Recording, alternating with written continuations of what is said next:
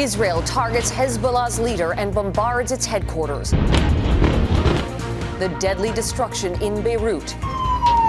And the defiance from Israel's Prime Minister. Hammered by Helene, the devastation from one of the most powerful storms to ever slam Florida, and the rescues. Also on this Friday night, new instances of foreign interference, what Canada's spy agency has just revealed. Plus, she was the grand dame of stage and screen. I need another drink. The last one wore off in the lift. Remembering scene-stealing actor Maggie Smith and her connection to Canada. Global National. Reporting tonight, Carolyn Jarvis. Good evening and thanks for joining us. We begin with Israel's unprecedented assault on southern Lebanon today. It's believed the intent was to kill Hassan Nasrallah, the head of Hezbollah.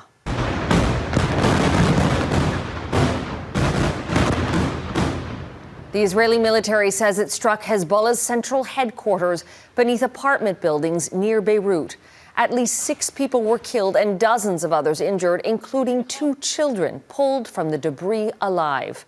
The powerful attack followed a defiant address by Israeli Prime Minister Benjamin Netanyahu at the United Nations in New York. Netanyahu is staunchly defending his country's actions. Redmond Shannon begins our coverage with the dangerous escalation. Just before sunset, a huge explosion heard right across Beirut. Within moments, a plume reached high above the Lebanese capital. The scene below, devastation, multiple apartment blocks damaged or destroyed. Israel's military says the attack targeted Hezbollah's headquarters underground. Hezbollah's central headquarters was intentionally built under residential buildings. Israeli media are reporting that specialized bunker-busting bombs were used to try and penetrate into the target, specifically aiming to take out Hezbollah's longtime leader, Hassan Nasrallah. There are conflicting reports about his fate. Israel is doing what every sovereign state in the world would do if they had a terror organization that seeks their destruction on their border. The office of Israeli Prime Minister Benjamin Netanyahu says this photo shows him approving the strike while visiting New York to speak at the United Nations. Israel's main backer, the US, quick to distance itself from the largest attack of Israel's new offensive in Lebanon. The United States was not involved in this operation, and we had no advanced warning. The Lebanese embassy of Hezbollah's biggest backer, Iran, called it a reprehensible crime that changes the rules of the game, adding its perpetrator will be punished appropriately. Oh my gosh. The cloud in the Beirut skyline similar to the fertilizer explosion at the port 4 years ago that killed more than 200 people.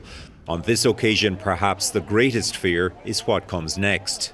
We are watching the developments unfold in Beirut with great alarm. In the hours after the strike, Hezbollah struck back, aiming at sites in northern Israel. In this, the latest escalation as the region approaches the anniversary of the Hamas attacks of October 7th. Redmond Shannon, Global News, London. And Global News has learned Canada has begun coordinating commercial flights for citizens looking to flee Lebanon. The federal government says it's reserving blocks of seats for people willing to pay, but notes there aren't unlimited seats. The government is also trying to reach out to people who have expressed interest in leaving. Israeli Prime Minister Benjamin Netanyahu cut short that visit to New York and is defiantly vowing to continue military operations in Lebanon and Gaza, despite international pressure for a ceasefire. Our Jeff Semple brings us reaction from the U.S. and Israel. Even before the Israeli Prime Minister arrived in New York, the protesters were waiting, condemning Benjamin Netanyahu for attacks in Gaza and now Lebanon. He's a war criminal and he should be jailed. His Excellency Benjamin Netanyahu. He entered the UN to both cheers and jeers. Delegates from Arab countries walked out. Ladies and gentlemen, order please. All week, world leaders have railed against Israel. Netanyahu hit back. I decided to come here and set the record straight. He threatened Iran, called the UN an anti-Semitic swamp, and vowed to continue fighting in Gaza and Lebanon until Hamas and Hezbollah are defeated. We are winning. His message to the world seemed largely tailored for a domestic audience. And the Israeli Prime Minister is also facing pressure from here in Israel, particularly to bring the hostages home. I'm here in what's now known as Hostages Square in Tel Aviv, where you can see some of the faces of the more than 100 Israeli civilians who it's believed are still being held hostage by Hamas in Gaza. For the past year, this square has hosted almost daily vigils, this one including family of the youngest hostage. Kiefer Bibas was just 9 months old when he was taken by Hamas, along with his brother and mother. Hamas later claimed without evidence that they were killed by an airstrike. Their uncle subscribes to Netanyahu's strategy. We should not stop the war, we should not stop the attacks, we should not stop nothing before the hostages will be at home. Not in Gaza and not in Lebanon. People like him for his strong stance when it comes to the security issues that we're facing. This Canadian Israeli lives in the shadow of the air defense system, working overtime the past year, shooting down daily attacks. It's really frightening to live here. As a Canadian as well, I think we take things for granted, security and peacefulness. Israelis want that threat to stop and the hostages home, but are divided over whether that's best achieved through force or ceasefires. Israelis are completely divided, completely. This political expert says Netanyahu's tough talk and action risks antagonizing the U.S. We know that the United States doesn't have a stomach for big war. Both Trump and Kamala Harris want this war to end. So we have to walk a fine line.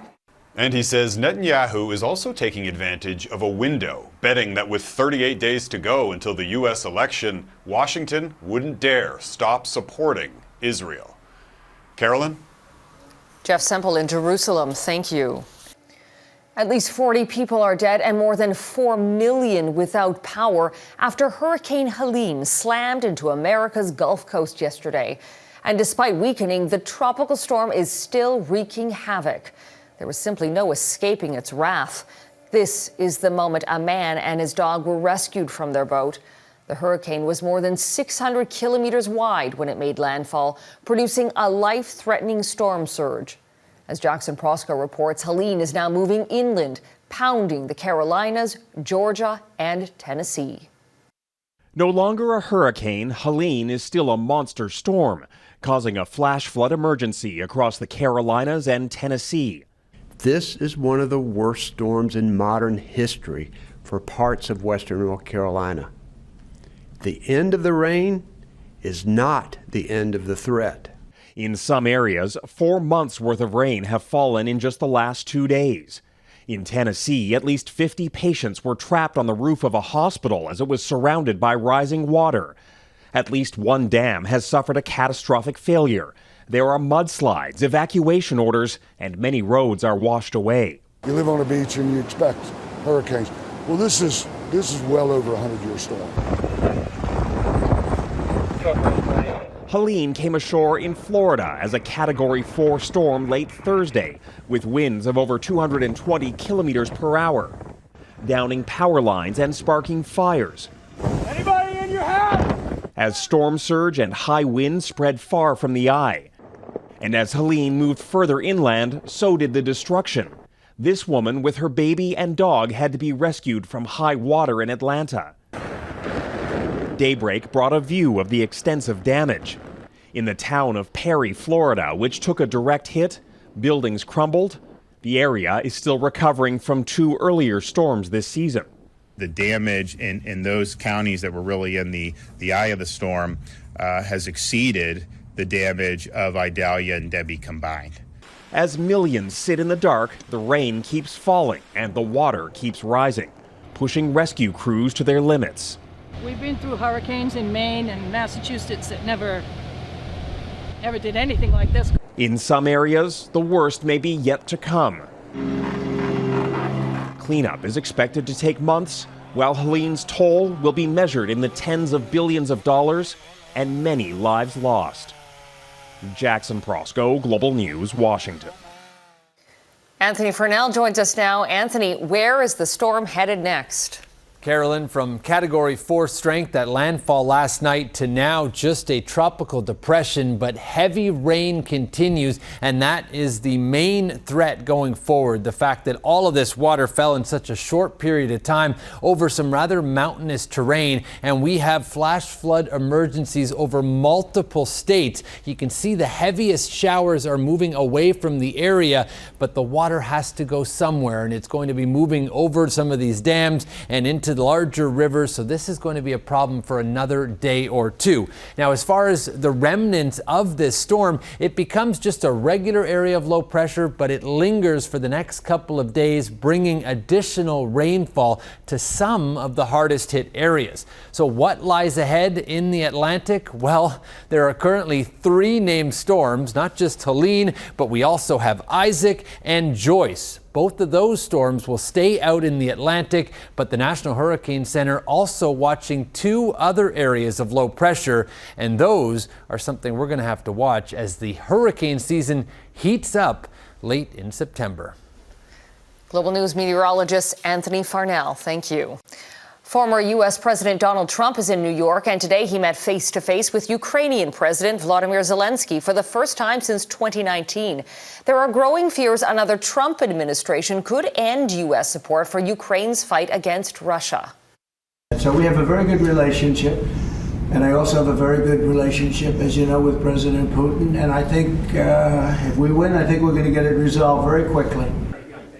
With less than 6 weeks until the U.S. election, Trump, the Republican presidential nominee, is facing accusations from his Democratic opponent that he is pushing for Ukraine to surrender. Trump says he and Zelenskyy both want a fair deal and for the war to stop. Zelenskyy says their meeting was productive. He's wrapping up a nearly week-long visit to the U.S. to drum up military and financial support. We are learning more tonight about the extent to which foreign actors are infiltrating Canadian politics. Documents released today at the public inquiry into foreign interference reveal 2 new cases, on top of the 4 other instances already disclosed publicly.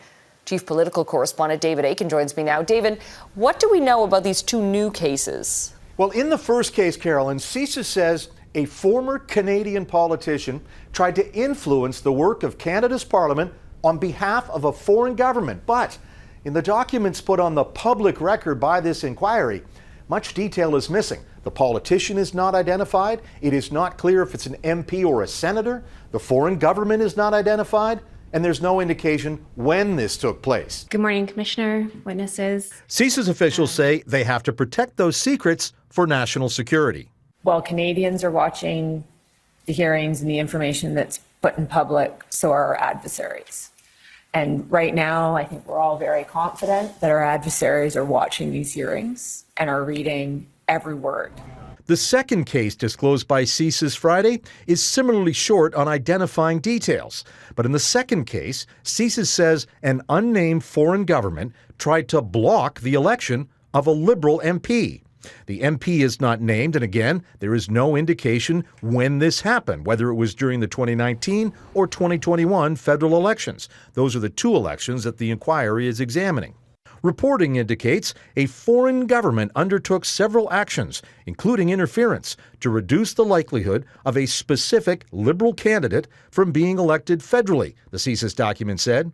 It is suspected that the foreign government sought to thwart the candidate's bid given their support for issues perceived to be contrary to the foreign government's interests. Now, this set of the inquiry's hearings wraps up on October the 16th. The final witness, Prime Minister Justin Trudeau, and the inquiry's commissioner, Justice Marie-Josée Hogue. She is to submit her final report by the end of the year.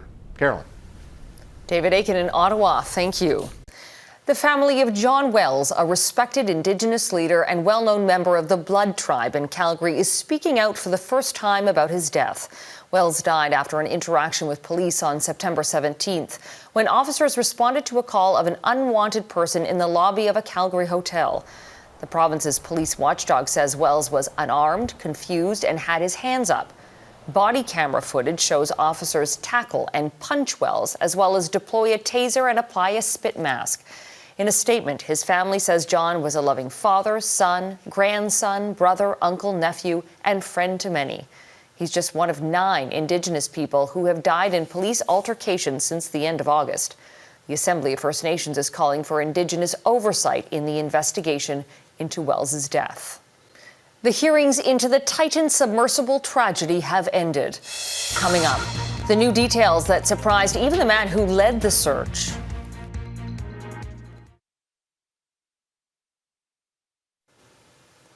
Today was the final day of a 2-week hearing by the U.S. Coast Guard into the deadly voyage of the Titan submersible in June 2023.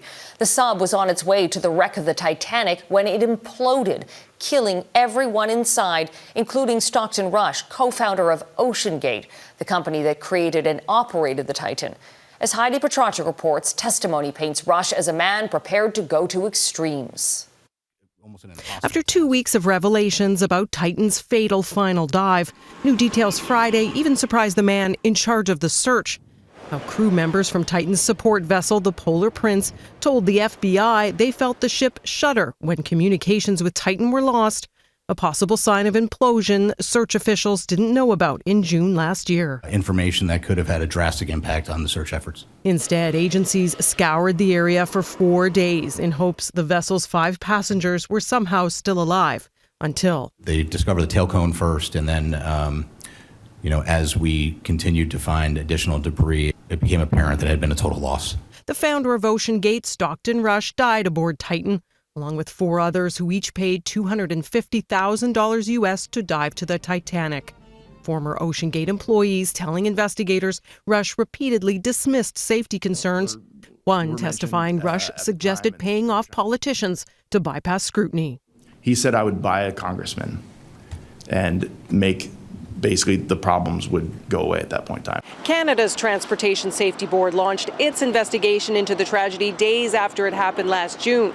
Today, it says it's still working on its report and can't comment on any specifics because the file is still active.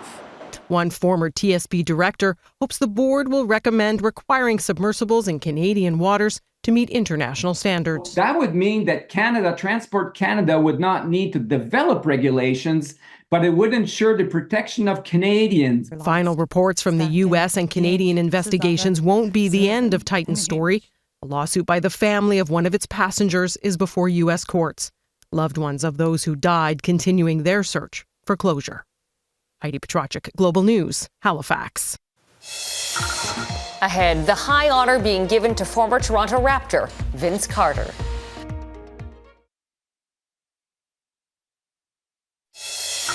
Our organization is retiring your jersey.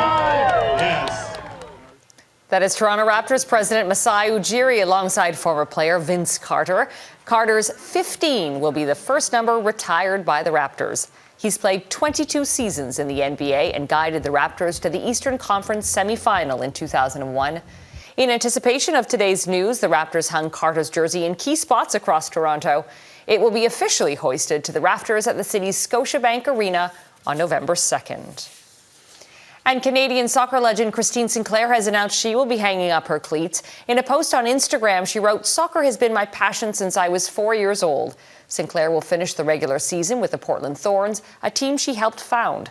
The 41-year-old from Burnaby, BC, retired last year from Canada's national soccer team, wrapping up her international career with 190 goals, making her the world's top goal scorer. Man the boundaries, protect us, do your duty to our school.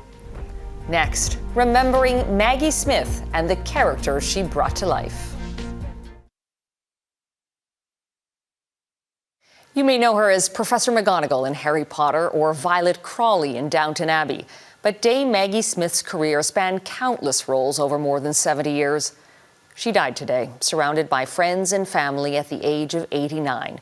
Heather Yorks West looks at the legacy Smith leaves behind, including here in Canada. You will find, Miss Mackay, that I have the loyalty of my girls. From her Oscar-winning talent. I think she's splendid. I think she's cracked. To that unmistakable Maggie Smith wit. My poor niece never uses one word when 20 will do. Very few performers could compare. The best in terms of giving shade both on screen and off is Maggie Smith. Notorious MAGGIE, you know me. Throughout her long career, Smith has been celebrated in Hollywood and the United Kingdom, where she's from. But for several years in the 1970s, she made Canada her home. She joined the festival in about 1975, and it was a time when she had won an Oscar a few years earlier, but was tending to get some of the similar kind of parts in the UK. Her sons, Chris and Toby, were young children at the time. Maggie Smith spent 4 seasons with the theatre company, taking on roles like Cleopatra and Lady Macbeth. On social media, Smith is being remembered fondly by people like Whoopi Goldberg, who worked with Smith on Sister Act in 1992. People wish to kill you. Anyone who's met you, I imagine. Maggie Smith was a great woman and a brilliant actress, Goldberg said in an Instagram post. I still can't believe I was lucky enough to work with the one of a kind. On X, actor Rob Lowe said she could eat anyone alive, and often did. We will never see another. Among the countless awards and recognitions Smith received over more than 6 decades was a damehood bestowed by the late Queen Elizabeth II. Upon learning of Smith's death, King Charles shared his condolences online. As the curtain comes down on a national treasure, we remember her many great performances, warmth and wit, both on and off the stage. Dame Maggie Smith was 89. Heather Yurex, West Global News, Calgary. And that is Global National for this Friday night. I'm Carolyn Jarvis. Tonight's Your Canada is Calgary's Central Memorial Library, lit up for the city's 2nd annual Nightlight Festival. We love to see your Canada. Please email it to globalnational@globalnews.ca. Thanks for watching. Neethu Garcha will be at the anchor desk tomorrow. Have a great night.